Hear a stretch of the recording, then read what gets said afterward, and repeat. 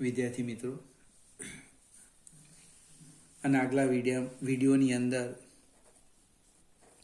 ઉદાહરણ 4 હતું કે એક વ્યક્તિ અચળ ઝડપથી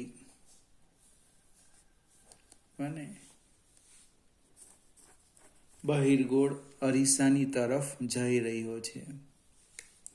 તો જુદા જુદા અંતર માટે પ્રતિબિંબની ઝડપ શોધી હતી. તો એ પ્રતિબિંબની ઝડપ વાક્યરચના જોજો, વધે છે. વ્યક્તિ અચળ ઝડપથી અરીસા તરફ ગતિ કરે છે, છતાં પણ ઝડપ કેવી લાગે? વધતી જાય છે. એટલે આપણે જ્યારે કાર કે ગાડી ચલાવતા હોય અને મિરરમાં પાછળથી આવતા વાહનને જો આપણે જોઈએ તો જેમ આપણી નજીક આવે તો આપણને એવો ભાસ થાય કે એની ઝડપ વધે છે.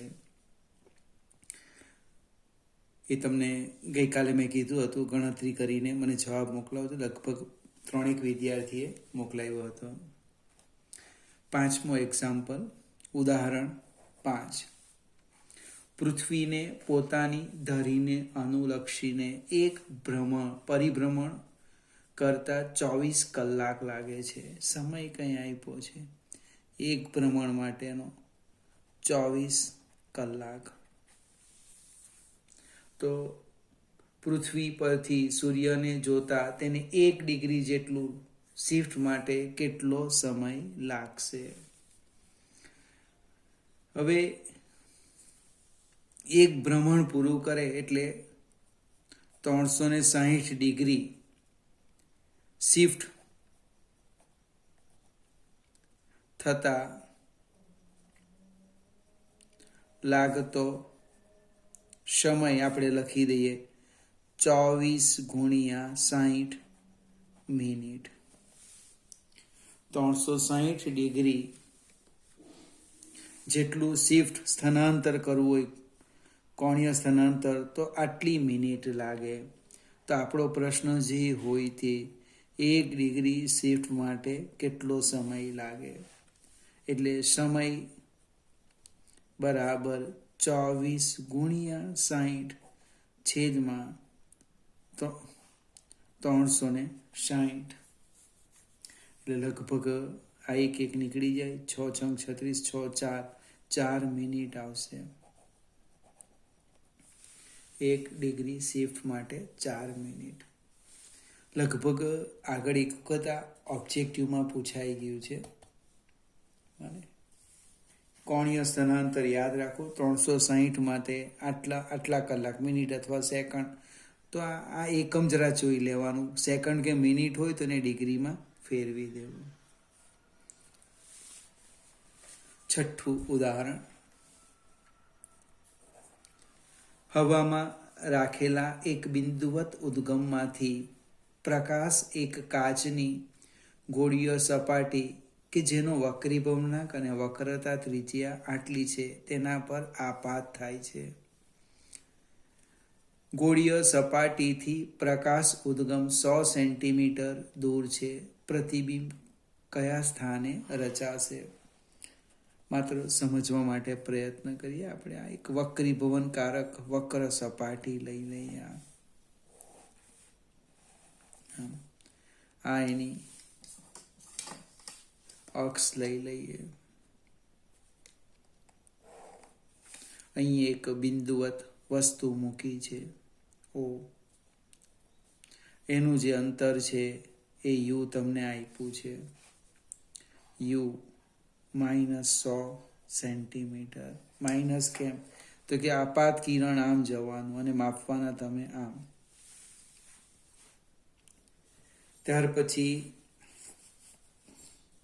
આ જે હવા છે NR, એનો વક્રીભવનાંક આપ્યો છે. વસ્તુ જ્યાં મૂકી છે 1, અને N ગ્લાસ 1.5 આપ્યો છે. વક્રતા ત્રિજ્યા પણ આપી છે R. વક્રતા ત્રિજ્યા આપી છે 20 સેન્ટીમીટર. પ્રશ્નો શું છે? પ્રતિબિંબ ક્યાં રચાશે? ઇટ મીન્સ પ્રતિબિંબનું સ્થાન શોધવાનું છે. ફરીથી આ આકૃતિની કોઈ જરૂરિયાત નથી, આ તો જસ્ટ ખ્યાલ આવે એટલા માટે આપણે દોરી.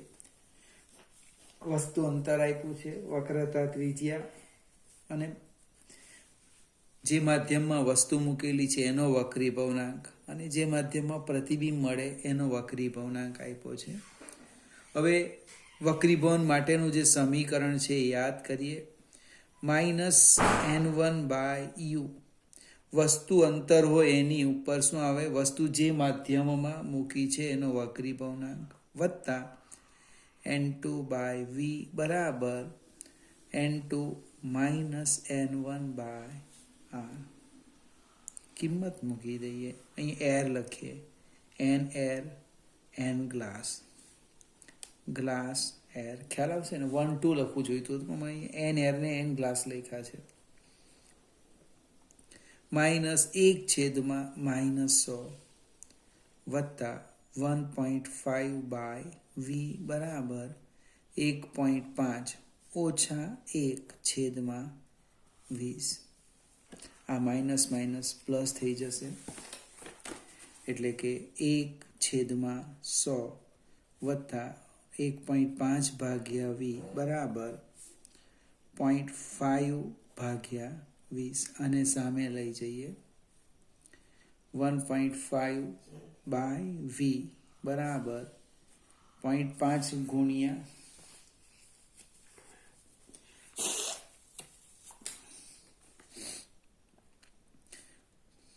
5/200 -1/100, એટલે લસાઅ 200 થવાનો.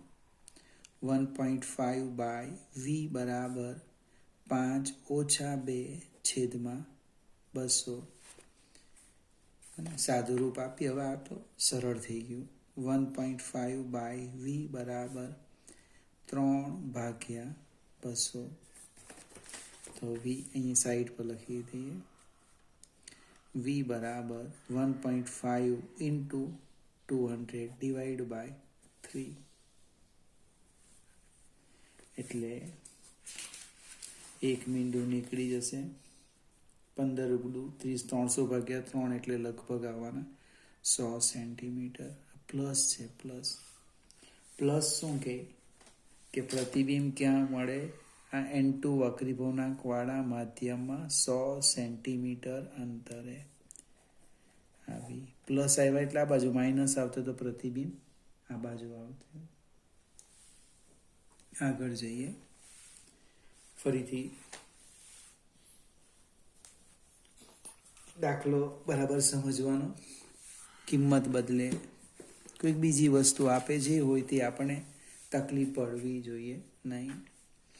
ઉદાહરણ 7, એ પણ ખૂબ સરળ છે.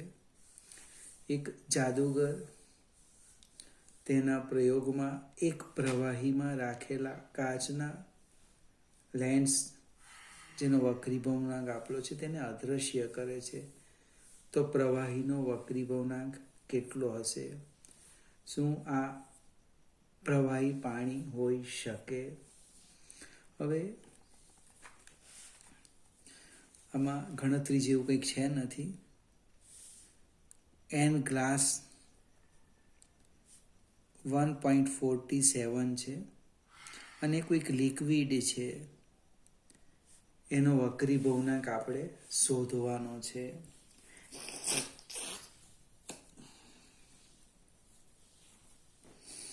હવે જે પાત્રમાં એ જે લેન્સ મૂકેલો છે, લેન્સ, એમાં જે પ્રવાહી છે, બંનેનો વક્રી ભવનાંક સરખો હોય તો લેન્સ અદૃશ્ય થઈ જાય. બને લેન્સનો વક્રી ભવનાંક અદૃશ્ય થવા માટેની શરત લખવું. અદૃશ્ય થવા માટેની શરત, આમાં શું થવાનું કે લેન્સના દ્રવ્યનો વક્રી ભવનાંક, લેન્સના દ્રવ્યનો વક્રી ભવનાંક બરાબર પ્રવાહીનો વક્રીભવનાંક, એટલે પ્રવાહીનો વક્રીભવનાંક આવી ગયો 1.47. બીજું આ પાણી હોઈ શકે તો ન હોઈ શકે, કારણ કે પાણીનો વક્રીભવનાંક 1.33 છે, એટલે 1.47 વક્રીભવનાંક ધરાવતું જે પ્રવાહી હશે તે આવશે. આગળ જઈએ. હવે આમાં કોઈ ગણતરીને મેં આવું જ ઓબ્જેક્ટિવ પૂછી કાઢે અને આપણે ગણસૂત્ર વિચારીએ, કયું સૂત્ર લઈએ, કેવી રીતે ગણીએ, અનેક વિચાર આવે.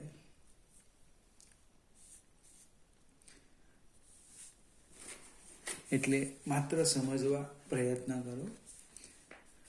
8મું ઉદાહરણ. કાચના લેન્સ માટે કેન્દ્ર લંબાઈ આપી છે, તો પાવર કેટલો? પહેલો પ્રશ્ન છે f.5 મીટર, તો પાવર પૂછ્યો. બીજું, દ્વિબહિર્ગોળ લેન્સની બંને બાજુઓની વક્રતા ત્રિજ્યા, એટલે બીજો પ્રશ્ન છે. અહીંયા અલગ અલગ પ્રશ્ન છે. દ્વિબહિર્ગોળ લેન્સની બંને બાજુની વક્રતા ત્રિજ્યા આપી છે. R1 બરાબર 10 સેન્ટીમીટર, R2 બરાબર 15. યાદ રાખવાનું, એને માઇનસ લેવાનું છે. કેન્દ્ર લંબાઈ પણ આપી છે 12 સેન્ટીમીટર. તો લેન્સના દ્રવ્યનો વક્રીભવનાંક કેટલો? n glass. એક બહિર્ગોળ લેન્સની હવામાં કેન્દ્ર લંબાઈ આપી છે f. ત્રીજો પ્રશ્ન 20 સેન્ટીમીટર હોય તો પાણીમાં કેન્દ્ર લંબાઈ કેટલી? ફરીથી 3 એક્ઝામ્પલને અલગ અલગ છે. ભલે ઉપર ઉદાહરણ 8 લખ્યું છે, પણ 3ની રકમ જુદી જુદી છે. પહેલો જ પ્રશ્ન છે 0.5 કેન્દ્ર લંબાઈ, એટલે એ જે લેન્સ છે એ લેન્સ બહિર્ગોળ છે. પાછો કોઈકને પ્રશ્ન ઉદ્ભવે, તમને કોણે કીધું? કેન્દ્ર લંબાઈ એટલે ગણિતમાં લખેલું છે પ્લસ 0.5 મીટર, એટલે બહિર્ગોળ. ઋણ હોય તો અંતર્ગોળ આવતે. તો આપણે પાવર શોધવાનો છે, તો પાવર P બરાબર 1/f. હવે બીજી કાળજી રાખવાની, કેન્દ્ર લંબાઈ અહીંયા ભલે મીટરમાં આપી છે, તમને પરીક્ષામાં સેન્ટીમીટરમાં આપે, એટલે તમે શું કરો, બેઠું એ જ લખી દેવું, મીટરમાં ફેરવવાનું.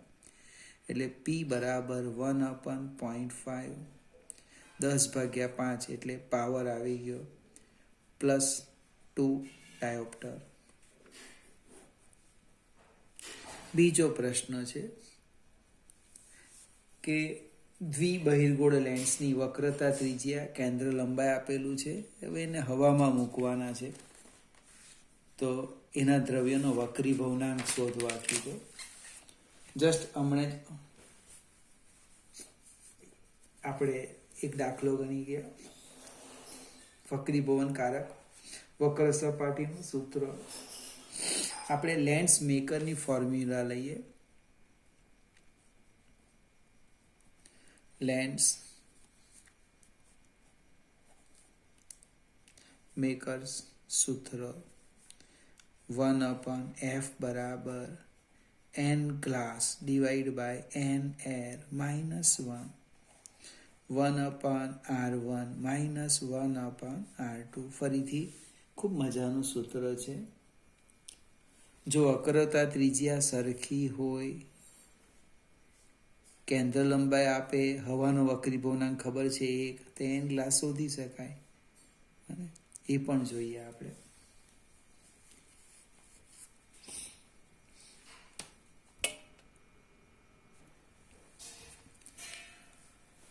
એક છેદમાં આપણે કેન્દ્ર લંબાઈ છે 12 બરાબર n ગ્લાસ, હવાનો વક્રીભવનાંક 1 છે, ઇન્ટુ 1/, વક્રતા ત્રિજ્યા 10 -15. પ્લીઝ જરા થોડી કાળજી રાખજો. માઇનસની લખશો તો જવાબ બધું જ બદલાઈ જશે. એટલે 1/12 બરાબર n ગ્લાસ -1, બીજા કૌંસમાં 1/10 વત્તા 1/15, લસા 30 થવાનો, એટલે 3 વત્તા 2 5 આવશે.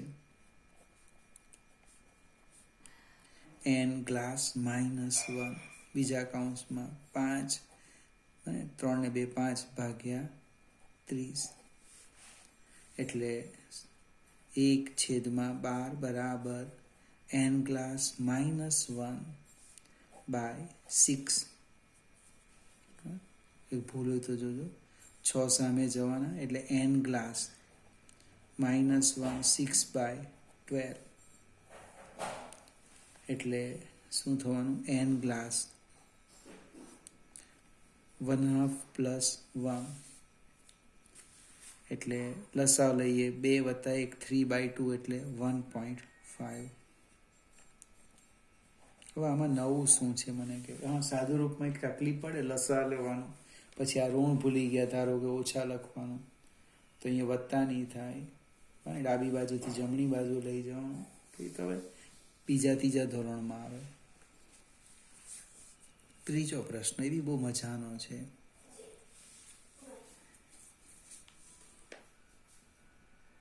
કે 20 સેન્ટીમીટર હવામાં કેન્દ્ર લંબાઈ f એર આપેલા છે.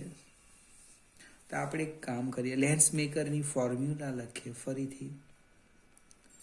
લેન્સ મેકર્સ, લેન્સ બનાવનારનું સૂત્ર, તો કે 1/f એર બરાબર, આપણે પ્રશ્ન છે n ગ્લાસ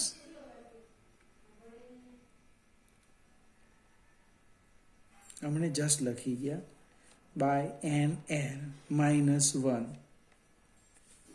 बीजा कौंसમાં 1/r1 -1/r2.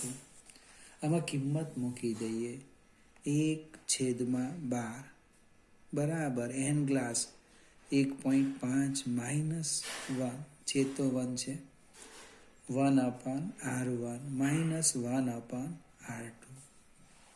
1.5 - 1 એટલે 0.5, એને હું સામે લઈ જાઉં, અથવા અહીંયા જો એક સ્ટેપ લખીએ,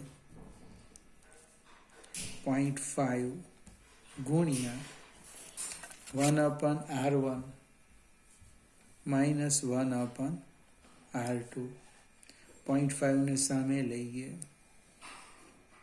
1/r1 -1/r2 બરાબર 1/12 ગુણ્યા 0.5, એટલે 12 ગુણ્યા 0.5 એટલે કેટલા થવાના? 6, એટલે 1/r1 -1/r2 1/6.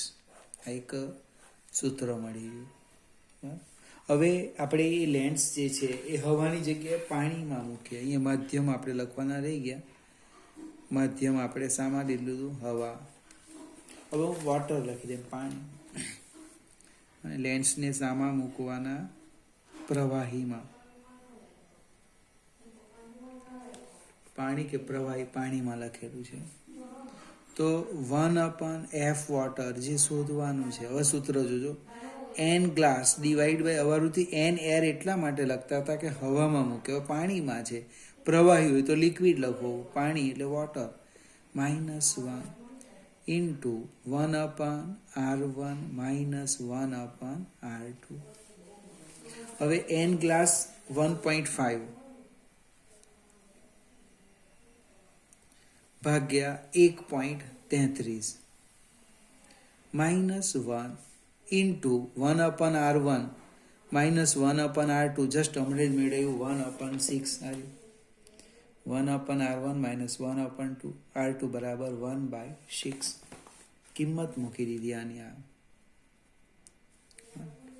એટલે સાદુરૂપ આપ્યા આપણે 1/f વોટર 1.5 ઓછા 1.33 છેદમાં 1.33 ગુણ્યા 6, એટલે f વોટર કેટલા થવાના? 1.33 ગુણ્યા 6 ભાગ્યા, આ બાદ બાકી કરી નાખીએ આપણે, 0.17 એટલે કેલ્ક્યુલેટરનો ઉપયોગ કરીએ. એફ વોટર બરાબર લગભગ 78.2 સેન્ટીમીટર. ફરીથી ખૂબ મજાની ચર્ચા આવી ગઈ. આ જ દાખલો તમને વાર્ષિક પરીક્ષામાં પૂછેલો છે કે 1.5 વક્રી ભવનાંક ધરાવતા દ્રવ્ય ધરાવતા બહિર્ગોળ લેન્સની પાણીમાં કેન્દ્ર લંબાઈ આટલી છે, તો હવામાં કેટલી? આખું ઊંધું કરી દો. હવામાં કેટલી આવશે? તો કે 12 આવવાની. તમારે ઊંધું ગણી જ નાખવાનું. અને અહીંયા એફ વોટર કિંમત મૂકો અને આ શોધી કાઢો અને એ કિંમત અહીંયા મૂકી દો આની અંદર, એટલે આવી જશે. હવે કેન્દ્ર લંબાઈ બદલવી હોય તો મને વિચાર આવ્યો કે દ્રવ્ય બદલું તો પણ ચાલે. એની જગ્યાએ માધ્યમ બદલી કાઢ્યું. હવાની જગ્યાએ કોઈ ઘટ માધ્યમ લીધું, તેની કેન્દ્ર લંબાઈમાં વધારો થયો. ફરીથી આ પણ એક પૂછી શકાય એવું ઓબ્જેક્ટિવ છે. 9મું ઉદાહરણ. એક આકૃતિ આપી છે, હું ફિગર સમજાવું છું. આ એક બહિર્ગોળ લેન્સ આપ્યો છે, બીજો એક સમતલ બહિર્ગોળ લેન્સ. હવે છે ને આપણી પાસે આવી ચર્ચા નહીં આવી, અને એક બીજો બહિર્ગોળ લેન્સ આપેલો છે. કેન્દ્ર લંબાઈ પણ આપી છે. આ અંતર લખ્યું છે 5 સેન્ટીમીટર, આ અંતર છે 10 સેન્ટીમીટર. અને હું F1 કેમ તો અંદર ચોપડીમાં લખ્યું છે +10 સેન્ટીમીટર. આ અંતરગોળ છે, આવી વક્ર સપાટી છે. F2 -10 સેન્ટીમીટર અને F3 આપ્યા છે +30 સેન્ટીમીટર. હવે વસ્તુ જે છે એ અહીંયાથી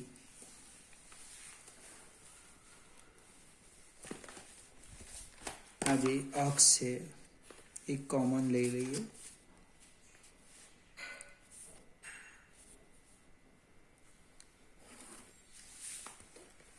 એ અક્ષથી અહીંયા મૂકેલી છે. આ જે અંતર છે એ 30 સેન્ટીમીટર અંતર છે. પ્રશ્ન છે પ્રતિબિંબ શોધવાનો. હવે અહીંયા પહેલો બહિર્ગોળ લેન્સ છે, પછી અંતરગોળ લેન્સ, સમતલ અંતરગોળ, અને પાછો બહિર્ગોળ લેન્સ છે. એટલે હું પહેલાં લેન્સ L1 ની વાત કરું છું. એનું પ્રતિબિંબ ક્યાં રચાય? લેન્સ L1 આપણી પાસે સૂત્ર છે -1/U1 + 1/V1 = 1/F1. મારે V1 શોધવાનું છે અને સામે લઈ જામ. 1/V1 બરાબર 1/F1 + 1/U1. 1/F1 આપણે કેટલા આપ્યા છે? અહીંયા લખ્યા છે 10, પ્લસ છે 10, પ્લસ 1/-30 સેન્ટીમીટર. આ U1 લઈ લઈએ, મને -30 સેન્ટીમીટર.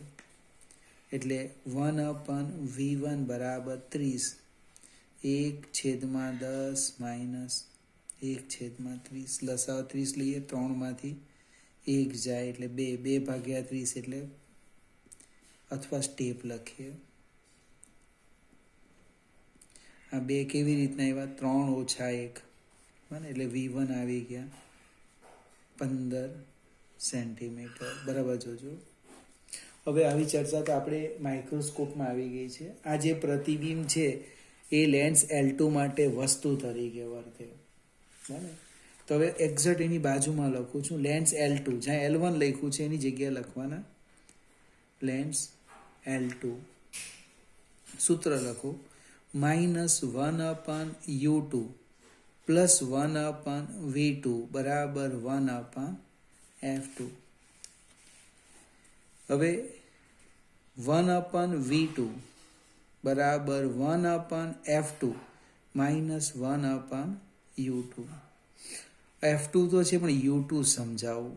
અહીંયા U2 કેટલા આવવાના? તો અહીંથી 15 સેન્ટીમીટર અંતર, એટલે આપણે 15 સેન્ટીમીટર જઈએ ધારો કે આ. હવે આ U2 થશે. આ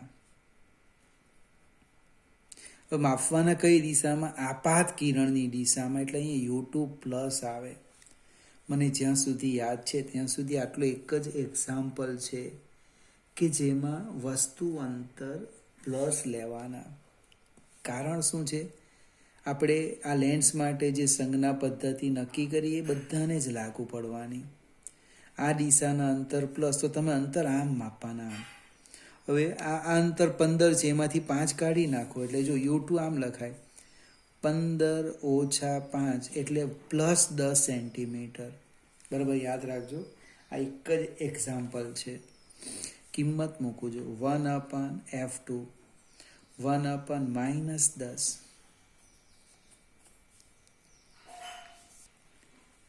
અને અહીંયા મારી એક ભૂલ હતી, આ માઇનસ સામે જાય તો પ્લસ થાય. 1/-10 પ્લસ 1/10 એટલે 1/v2 માઇનસ 1/10 પ્લસ 1/10 એટલે 1/v2 થવાના 0. It means v2 infinity. એટલે લેન્સ L2 વડે જે પ્રતિબિંબ મળે એ ક્યાં મળે? અનંત અંતરે. હવે L3 માટે એક્ઝેક્ટ એની બાજુમાં લખીએ, ગણતરીની જરૂર નથી પણ કરી દઈએ.